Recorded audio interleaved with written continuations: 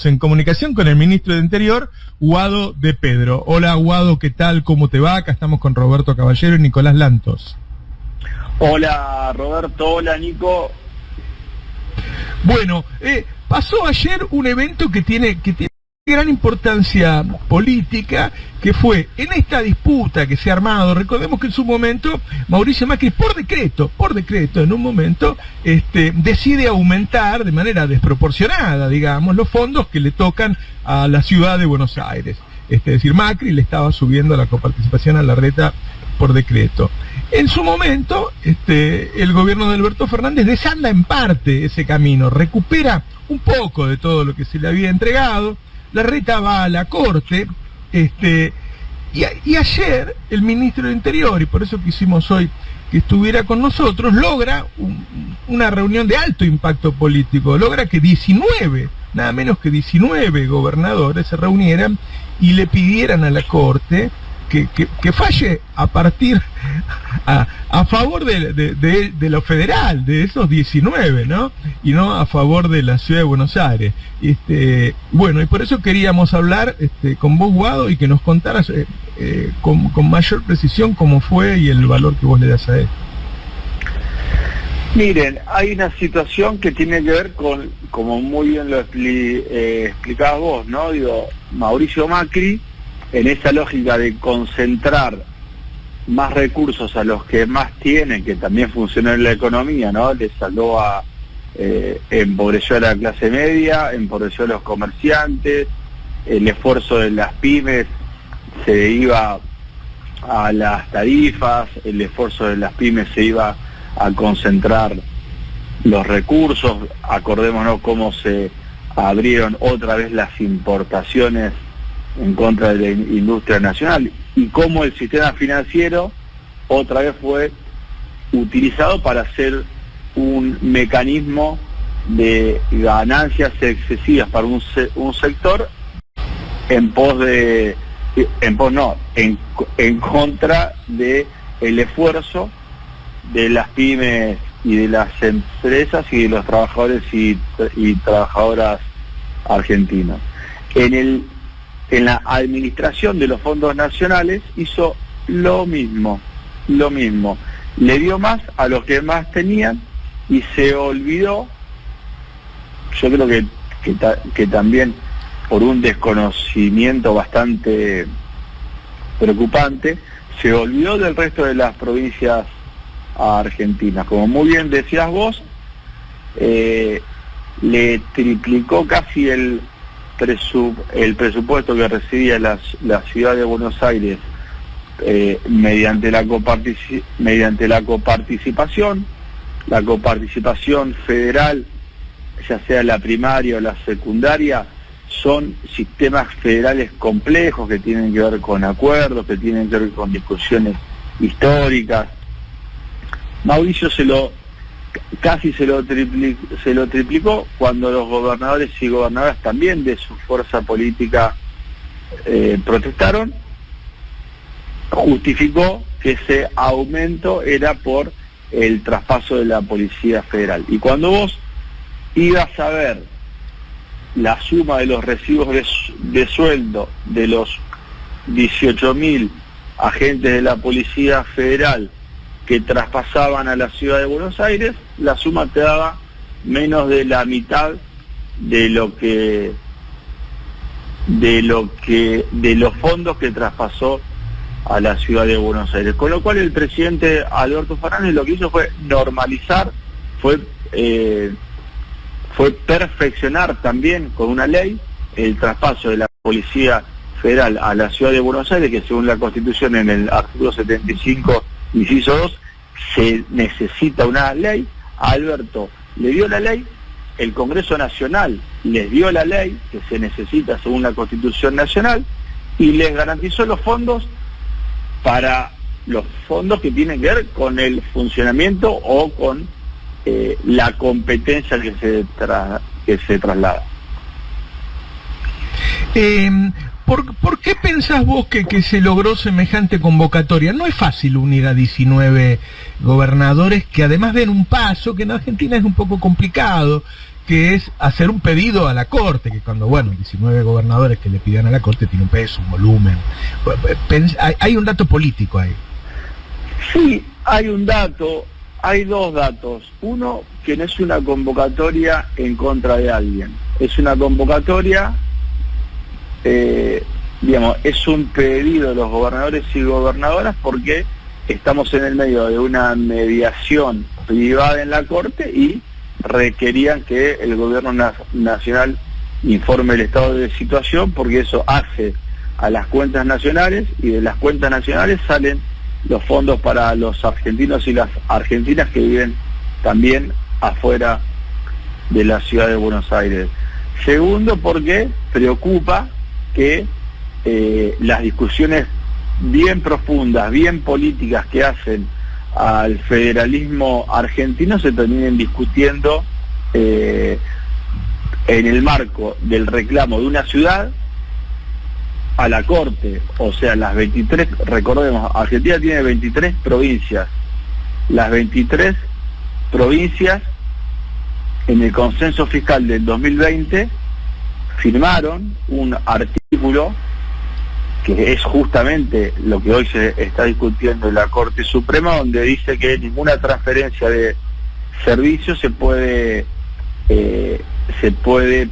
pagar mediante el uso del método de coparticipación. Ahí lo firmaron Mendoza, Corrientes, todas las provincias, las 23 provincias ya firmaron un consenso fiscal en el que le están diciendo también a la Corte, pues es uno de los argumentos del gobierno nacional ante la Corte, no usen el sistema de coparticipación para saldar deudas que tienen que ver con servicios. Lo de ayer fue en defensa del federalismo, lo de ayer fue en defensa de los recursos que van al resto de la Argentina. Recordemos la cantidad de obras que hacen falta, las obras básicas que hacen falta en cada rincón de la Argentina. Tenemos provincias todavía sin gas, tenemos provincias que le faltan líneas de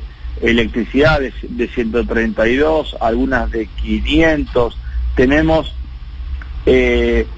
provincias con déficit de infraestructura básica. La ciudad de Buenos Aires es la ciudad con mayor poder adquisitivo, con mayor nivel de infraestructura. Al ser la capital federal, se convirtió en ciudad autónoma, pero era la ciudad con más inversión por habitante. Me parece que es en defensa del federalismo, es en defensa también de los recursos de todos los argentinos y las argentinas. Guado, te cambio un poco de tema. Sos el ministro de la cartera política y mi pregunta es ¿cómo se llega a acuerdos, a algún consenso con una oposición que no quiere la moneda nacional y quiere otra, como el dólar, que no quiere perseguir a los evasores que se la fugaron, digamos, en virtud del proyecto que ahora está ahí en la Cámara Alta, que por el otro lado tampoco quiere atacar el problema de los precios, digamos, ¿no? Porque ante cualquier amenaza o sugerencia de control o retención también van por todos los canales denunciando al gobierno como un gobierno que persigue la propiedad privada. Qué difícil, y vos en tu rol y en tu papel, ¿cómo considerás que se puede llegar a acuerdos en un contexto como este y con esta oposición en particular? Mira, me parece que lo más importante es primero la difusión de lo objetivo, ¿no? Primero la difusión del objetivo del para qué son los acuerdos. Si la gente no sabe para qué son los acuerdos, lo más probable que los acuerdos terminen siendo acuerdos de cúpulas. Eso, cuando los acuerdos son de espaldas a la gente, no sirven. Me parece que una de las tareas es dar la discusión de cara a la sociedad, porque es la forma donde esa discusión se vuelve transparente. Esa discusión puede ser observada por la sociedad, y ahí el margen de maniobra de la oposición, como suelen hacerlo con la complicidad de algunos medios, pierde eficacia. Yo creo que lo que decís vos, ¿no? Una oposición que es la responsable de tomar la deuda, que endeuda a varios gobiernos, pero eso no es lo más importante, endeuda a varias generaciones de argentinos y argentinas, que la plata que toma no se usa ni para las pymes, ni para los comerciantes, ni para las obras de infraestructura que faltan en Argentina, ni para fortalecer el sistema científico tecnológico, ni el agro, para nada. Se fuga, que hoy, ante una propuesta del gobierno, ante una propuesta de la vicepresidenta, donde identifica recursos que también son producto de esa fuga de dólares para pagar la deuda, y se pongan del lado de los evasores, a mí no me resulta llamativo. Tampoco quiero generalizar, ¿no? Calculo que hay varios dirigentes de la oposición que no tienen cuentas offshore, como pasó en el gobierno de Cambiemos.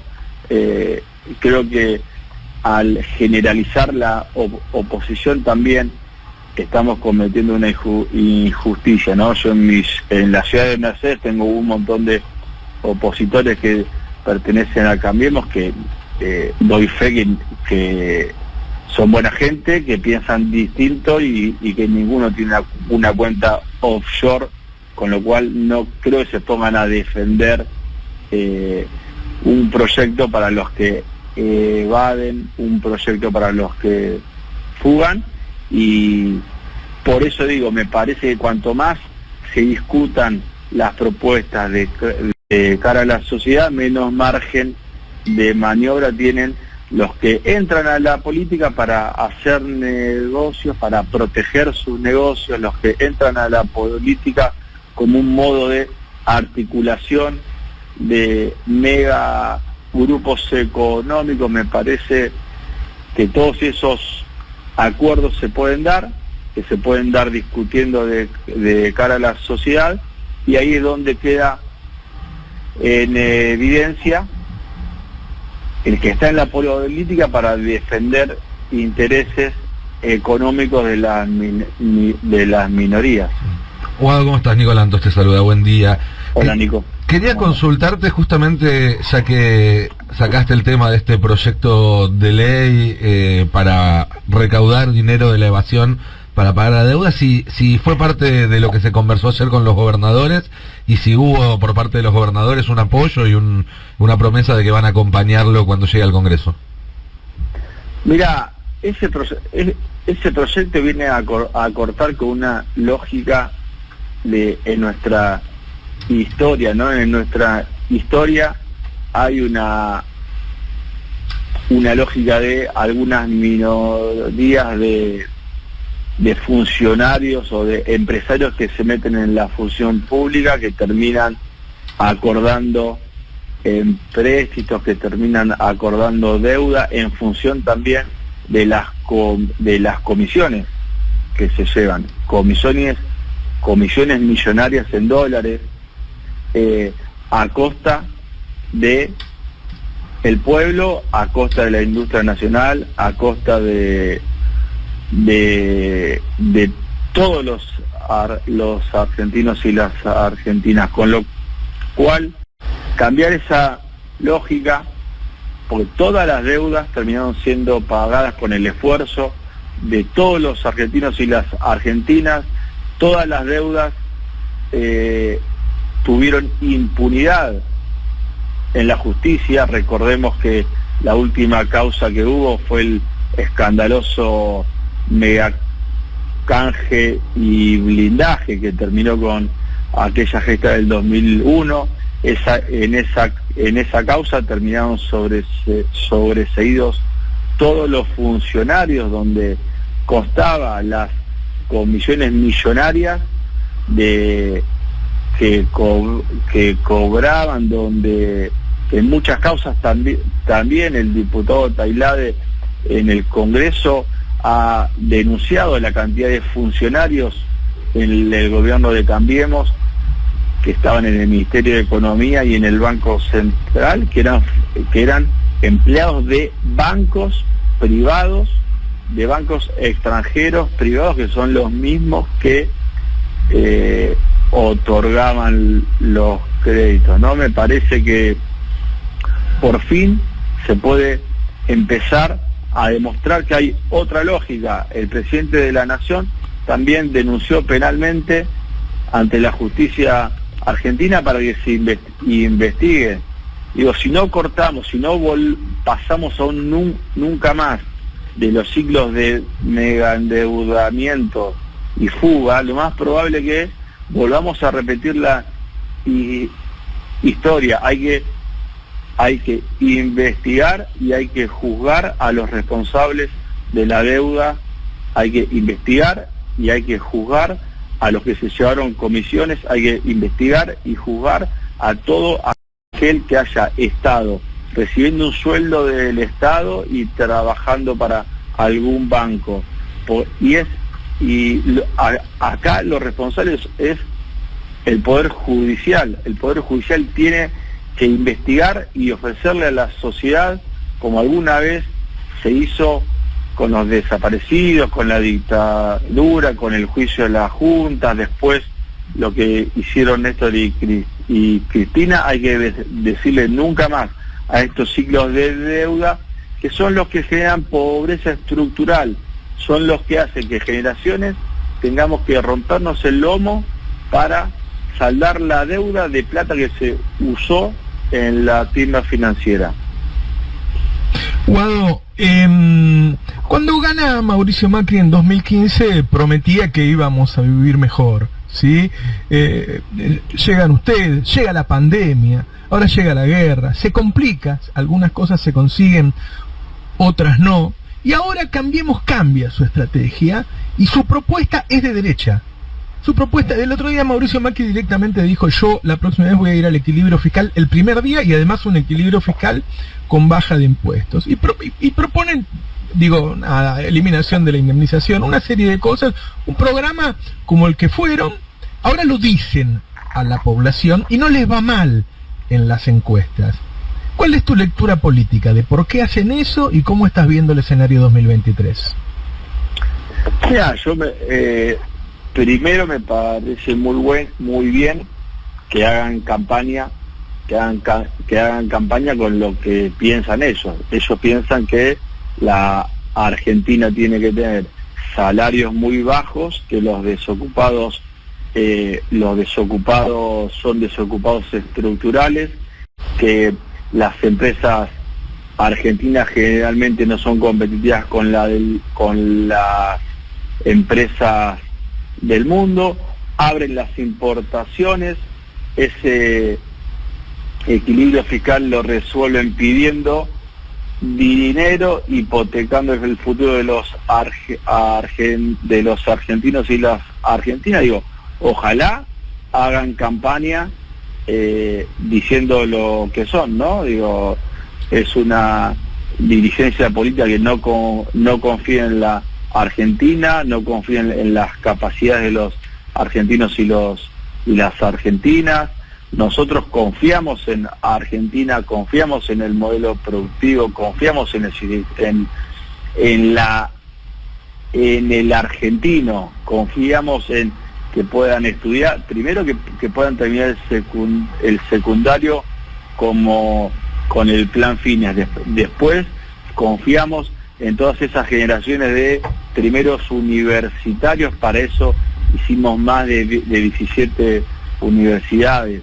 Confiamos en la capacidad de investigar, de crear que hay en Argentina. Confiamos en que también, como decía Néstor Kirchner, necesitamos 20 años de un modelo con estabilidad, de inclusión, donde toda la pobreza se pueda convertir en clase media, donde el Estado ayude y esté a la par de los empresarios y de la producción nacional para que vayan ganando competitividad.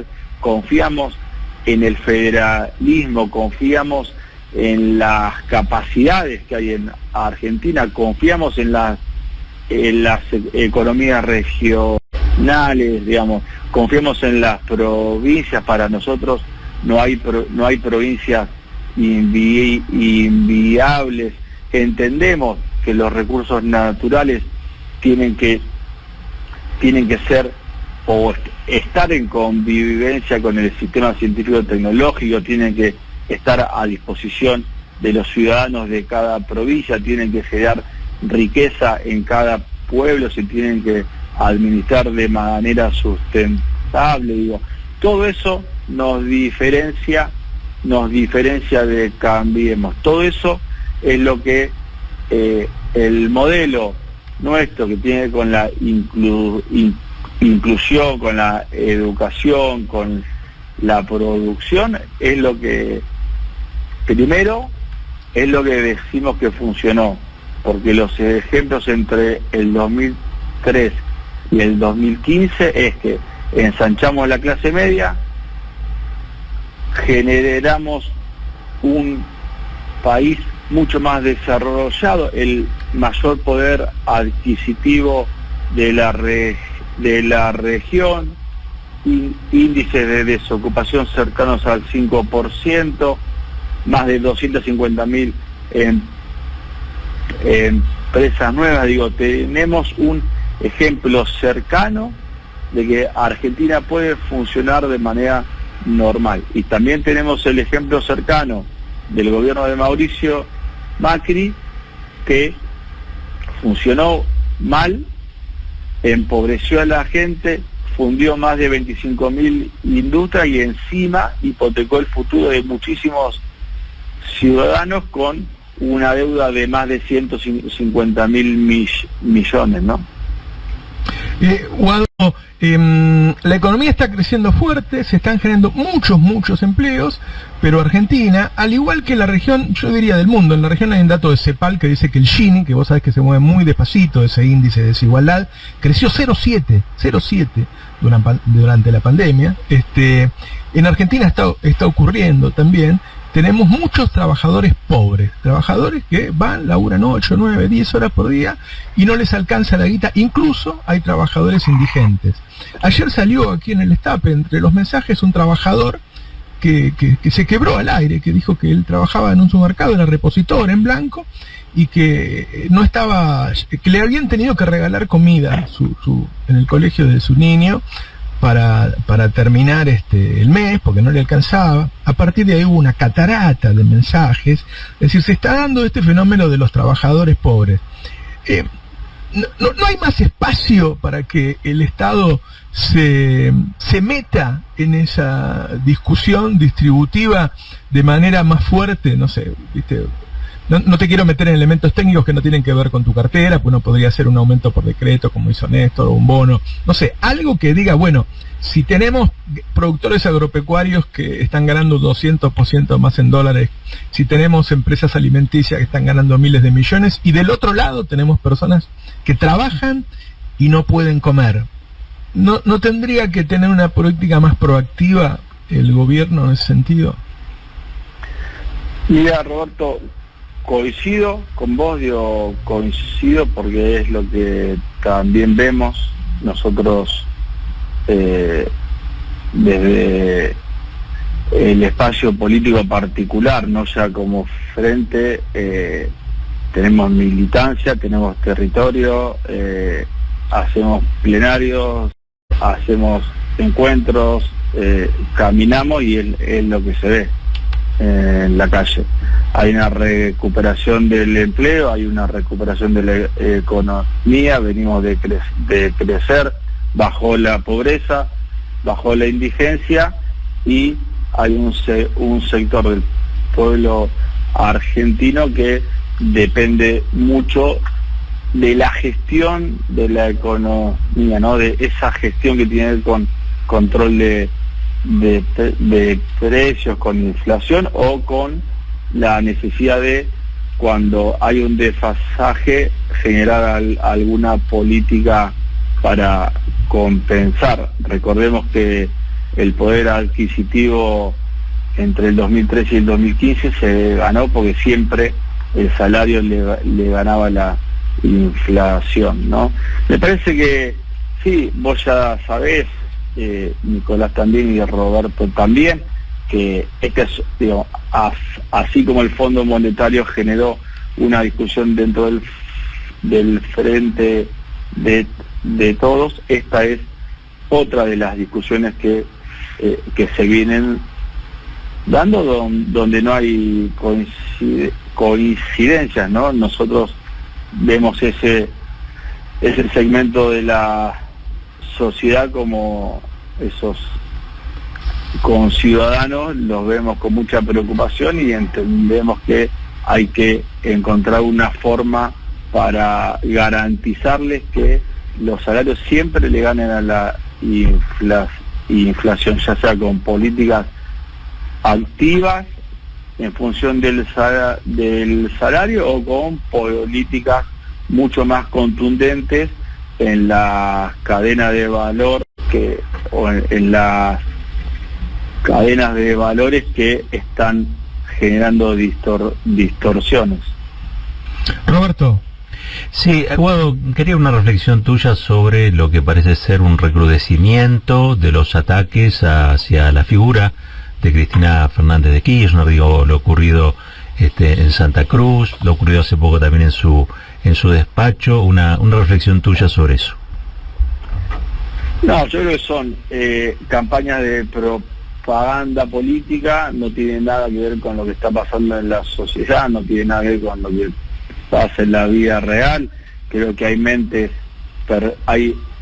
perversas dentro de Cambiemos que siempre piensan en hechos de violencia. Me parece que son hechos propagandísticos, digamos, no tiene nada que ver con la vida real que vemos en la Argentina. Yo le restaría importancia, sí, por supuesto, lo de las piedras en el Congreso, una fuerte condena que no la escuché de la oposición, que me preocupa mucho porque ahí está en juego la violencia física, la salud y la vida de la expresidenta. Después lo han hecho siempre. Durante el 2016 y el 2019 han roto bustos de Néstor en todos lados, Luján, Morón, en distintas provincias. Han hecho muchos en Mercedes. Tuvimos un ataque en la vigilia del 24 de marzo, tuvimos un ataque a todas las fotos de los desaparecidos por primera vez en la historia de la ciudad, con lo cual entiendo que son hechos de propaganda, y lo que sí me preocupa es los discursos de odio, ¿no? Los discursos del odio que hay en un sector de la oposición, que terminan engendrando proyectos políticos que nada tienen que ver con la paz y la convivencia que queremos los argentinos y las argentinas. Bueno, tengo una consulta más. Independientemente de las diferencias que hay, de los debates que son lógicos respecto al rumbo que se tiene que tomar con algunas políticas, hay una preocupación común dentro del frente de todos cuando uno habla con los distintos protagonistas, y tiene que ver con la efectividad que tiene el gobierno muchas veces, o con lo que le cuesta al gobierno muchas veces pasar de un anuncio a una política concreta, o bien de la política a que se vean los resultados, o incluso a veces hasta cuando están los resultados que se puedan capitalizar políticamente. Pareciera que hay cierto déficit en ese sentido. Quería preguntarte por tu opinión y si crees que la configuración actual del gobierno del frente es la adecuada para enfrentar los 2 años que hay por delante. Mira, Nico, me parece que las discusiones que se tienen que dar se van a dar por lo menos adentro del gobierno. Lo que sí quiero decir y pasar a reafirmar es, yo voy a empezar a hablar de Cambiemos, ¿viste? Me parece que lo que sí quedó claro en los 4 años del gobierno de Cambiemos es que hoy las discusiones que hay dentro del Frente Nuestro tienen que ver en cómo resolvemos los problemas que dejó Macri. Entonces, pongamos el foco en lo que hizo Macri, en la deuda, la pobreza, en la destrucción del sistema productivo, en la violación a la Constitución Nacional de manera permanente. Lo que hizo con el sistema de coparticipación federal es gravísimo. Y después, recordemos, la injerencia en la justicia. Si cada decisión que toma el Congreso Nacional, que no le gusta a Cambiemos porque pierde una votación, va a ir a la Corte Suprema, bueno, empecemos a elegir por el voto popular a los miembros de la Corte Suprema, porque la realidad es que el gobierno de la Ciudad de Buenos Aires y un sector de Cambiemos usan como si fuese un reaseguro el Poder Judicial cuando pierde una votación en el Congreso. Me parece que hay discusiones que se tienen que dar, más que las discusiones sobre el frente, tenemos que dar también cómo se está configurando el poder en Argentina y quiénes son los que tienen la última decisión en todos los temas. Recordemos que la Corte Suprema intentó ir con el 2x1 para beneficiar a los genocidas. La Corte Suprema se metió en una discusión del sistema sanitario en el medio de una pandemia. Entonces, hoy la Corte que son todos argumentos que los gobernadores ayer dieron en la reunión. Los gobernadores mostraron sus números, cuántos policías por habitante tiene cada provincia, cuántos policías por kilómetro cuadrado tiene cada provincia, y la Corte se está metiendo en el sistema de coparticipación federal, se está metiendo en temas de seguridad, y más que nada con un rol político, porque si yo confío primero en la negociación que estamos realizando con la Ciudad de Buenos Aires de tratar de llegar a un acuerdo justo, y también confío que al ser tan obvio el descalabro institucional que hizo Mauricio Macri, que la Corte tiene que garantizar el funcionamiento según la Constitución Nacional. Pero me parece que tenemos que discutir estos temas, los temas que hacen a cómo se va configurando el nuevo poder en la Argentina. Tenemos que observar, como me preguntaban al principio, ¿no? Tenemos que dar discusiones de cara a la sociedad, porque la sociedad tiene que ver cómo se va configurando el poder en Argentina. La última por mi parte, estás hablando de cómo se va constituyendo el poder en la Argentina. ¿Está igual que cuando llegaron al poder? ¿El lawfare, la estructura mediático-judicial está igual? ¿Pudieron lograr algo? ¿Empeoró? ¿O se modificó?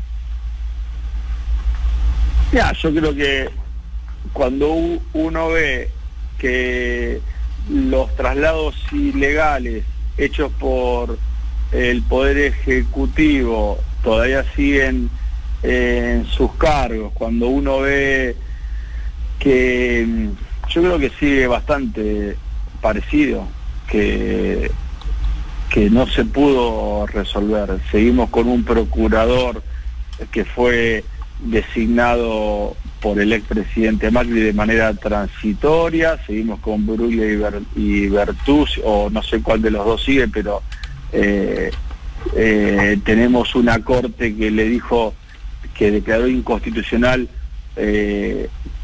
sobre cómo venía funcionando el Consejo de la Magistratura hace casi 20 años. Digo, para mí que sigue todo con una lógica parecida a la que cuando gobernaba Mauricio Macri. Y tiene una salida. Roberto, discúlpeme, pero yo les comenté que a las 9:20 tenía un Zoom. Sí. Última pregunta.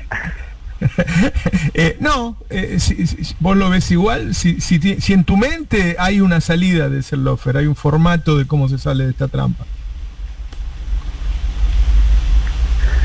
Creo que el Congreso tiene un rol fundamental. Me parece muy bien que en el Parlamento se discuta el funcionamiento del Consejo de la Magistratura. Ayer los gobernadores todos plantearon la preocupación sobre el funcionamiento de la Corte Suprema y la injerencia en asuntos políticos.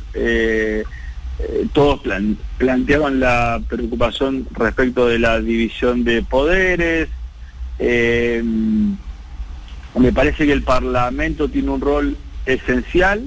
Me parece que cuanto más discusiones haya, cuando la sociedad pueda discutir estos temas, más garantías hay de que no sean reductos de poder corporativo que van en contra del interés común y de la sociedad, que es para lo que están, ¿no? Me parece que hay algunas instituciones que están llegando a límites, ¿no?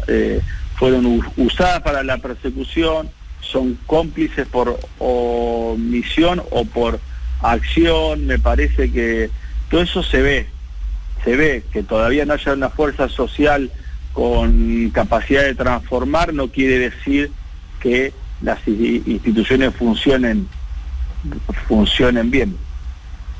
Guado de Pedro, ministro del Interior. Hasta cualquier momento, Guado, gracias por la comunicación. Hasta luego, gracias. Bueno, hablábamos con el ministro de Interior, con unas cuantas definiciones importantes. Ese análisis de un lofer inamovible que está en el mismo lugar y que lo que dice es que lo que hay que hacer es por lo menos ponerlo sobre el tapete. Y me parece que es esa discusión que decimos siempre, ¿no? Uh-huh. No jugamos porque vamos a perder, o habría que jugar igual para que quede más negro sobre blanco la situación, ¿no? Es lo que solemos debatir. Sí, me parece que pone en eje la cuestión de la fuerza social que vos necesitas para transformar determinadas cosas. Tira ahí lo de la elección popular de los jueces de la Corte. Yo a mí no me lo dijo como digo, ¿para qué vamos a estar eligiéndolo de este modo si después la oposición los usa como reaseguro de sus posturas, digamos, ¿no? Claro. Pero claro. Yo no descarto igual algún tipo de elección popular. De hecho, la famosa reforma que tenía Cristina contemplaba la elección popular de los jueces o por lo menos estaba puesta en la agenda como para ser discutida.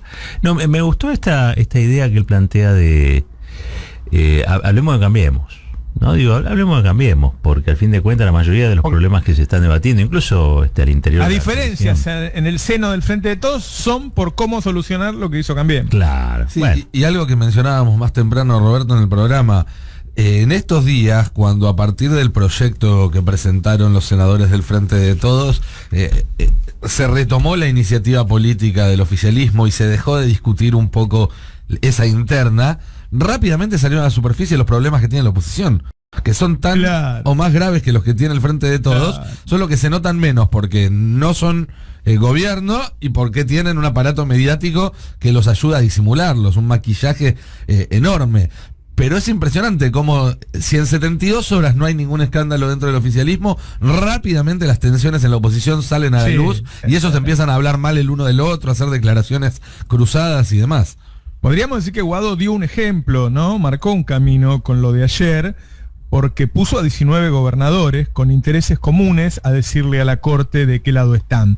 Es decir, para cada uno de los gobernadores, quedar presos de la Corte y que pueda tomar decisiones también sobre sus territorios, es un peligro.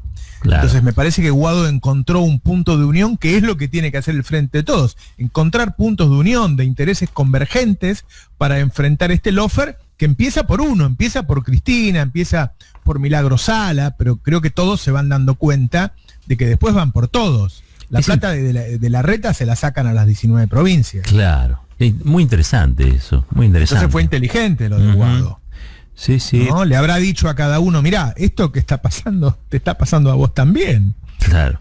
¿Por qué no venís porque hay una presión para la Corte? Ahora tiene que meterse no con el gobierno nacional, con el gobierno nacional y con 19 gobernadores. Y es una buena manera de poner a otros que quizá no te compran el lawfare como descripción de una situación porque la vinculan o la relacionan con el kirchnerismo o con Cristina. Exactamente. ¿Entendés? No usan esa palabra porque es de Cristina. La Perotti no te va a usar lawfare. Claro, No, claro. Si quiere decirle turrón de maní, que le diga como quiera, pero el tema es cómo se actúa. Claro, no importa El nombre de qué color sea el perro, el tema que ladre. Exactamente. Claro. Está Bueno, muy y bien. dio una definición, no le esquivó al tema, de que dijo desde mi espacio político, el territorial, es decir, desde la cámpora, vemos que hay un sector de la población que necesita que el Estado se involucre en precios e ingresos. Eso dijo. Sí, tomó un poco de distancia de Moroni en el buen Y sentido. después de eso dijo, así como discutimos en el seno del Frente de Todos por el tema del FMI, hoy estamos discutiendo por la distribución del ingreso. Ujú. Esa es una definición todavía más estructural, ¿no? Sí, sí. No nos dejó preguntarle si iba a ser candidato a presidente, pero bueno, qué sé yo, tenía un Zoom. Me había dicho, me había A ver, dicho. ¿qué te dijo? Habló 35 minutos. No. No, me había dicho que tenía un Zoom. Pensé que ibas a decir que iba a ser candidato, no iba a ser candidato. No, es que yo no puedo decir lo que me dijo porque me lo dijo en off. Está bien. Yo no voy a decir acá a todos que él quiere ser candidato porque queda, o sea, son off, no se puede decir. No, está bien. Pero respetemos eso. Respetemos, claro. Pero bueno, si los muchachos me lo piden, dirá. La pregunta más que si quiere o no quiere es ¿para cuándo lo está planeando? Claro. No sé si es para 2023, puede ser que sea para 2023. Igual la pero me historia te parece sorprende. que hay una- Todo el mundo hay una sabe, perdón Roberto, que Sí. Néstor Kirchner tenía planeada su candidatura presidencial para el 2007 y la historia lo llevó a anticipar los tiempos. No, es que a mí me parece que la definición de quién va a ser, en todo caso, el candidato del sector que responde a Cristina tendrá que ver con el momento en que se tome la decisión, cómo esté la sociedad, cómo está el electorado, ¿no? Porque no son iguales los perfiles de Axel, de Máximo y de Guado. Tienen matices, digamos, ¿no? En su manera de pensar, en sus relaciones políticas, así que supongo que eso quedará para una definición que estará en la cabeza de Cristina. Guado, en todo caso, lo que puede hacer es mostrarse. El hecho de que esté dando reportajes dice algo, ¿no? Él tiene un proyecto también político, económico, qué sé yo, con el que está trabajando hace tiempo. Bueno, es una figura muy importante, ¿no? Y que cargada de historia, cargada de símbolos. Claro. Para lo que es la Argentina. Y bueno, y claramente es un tipo muy inteligente, ¿no? Sí. Claramente es un tipo muy inteligente. O fíjate que él, sin hablar de la interna, tuvo posiciones firmes, ¿no? Que marcan ahí, que me parece, a mí me parece que es así tiene que ser la discusión. Bueno, nuestra posición, la de la cámpora, es esta, que hay que involucrarse en precios e ingresos, que hay que discutir la distribución del ingreso, no está diciendo no, porque Guzmán, porque esto, porque lo otro, qué sé yo, sino que está hablando del tema, ¿no? Del punto de. Bueno, hay matices, vos decías que había matices. Y claramente. Bueno, muchas gracias ahí, por acompañarme. Por favor, no, un placer. Y seguiré acá, escuchando a los oyentes, mucho oyente queremos. Impresionante lo de ayer, impresionante. Es mucho más rico el programa cuando hay tantas voces y que hay tanta sabiduría, ¿no? en lo que escuchamos, porque uno, ¿con cuánta gente tratás vos? ¿No? Algunos todos los días, otros una vez por semana, otros una vez por mes, 100, 200, qué sé yo. ¿Con cuánta gente tratamos cada uno de nosotros? Sí, bueno, del otro lado, nosotros estimamos que hay unas 300, 400 mil personas escuchándonos en todo el país. Mirá la riqueza que uno puede agregarle, ¿no? La cantidad de matices, además llama gente de todo el país. Las realidades son bien distintas. Así que sí, muy fuerte, y todo surgió por una declaración del ministro de Trabajo que quiso reivindicar su derecho a no meterse. Como si se pudiera hacer en la vida eso, ¿no? Bueno, algunos quieren ser presidentes y otros quieren ser prescindentes. Claro, ¿se puede no elegir o al